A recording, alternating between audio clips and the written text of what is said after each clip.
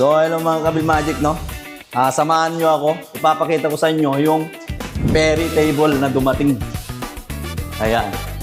Dito lang po yan sa Zeo1 Enterprise. Pag nasa baba kayo guys, tanungin nyo lang Bill Magic sa may Zeo1 Enterprise. Ha? Ayan, let's go. Dito tayo. Pakita lang natin sa kanila yung dumating na Perry. No, guys? Eto guys, dito ang office namin guys. Napakalawak. Ano? Ayan, napakarami nila. Eto guys. Ito nga pala yung aming Perry table. Ayan. Yung marble niya, ayan, kapal. 1 inch. No? Solid po yan guys, no? Saka yung materials niyan guys, metal. Yung panggilid. So, i-check natin dun guys yung buo na. Yung buo guys, dito tayo.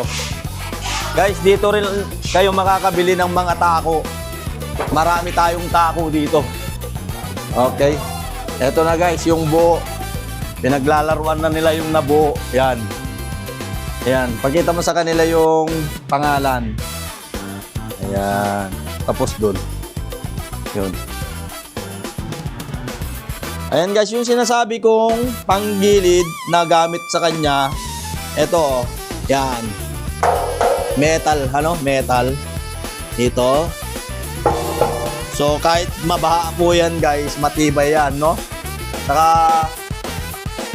yung mga intrusion nga pala niyan, isang tiririt, 4 na tako, isang triangle, isang set na bola, and isang tapete.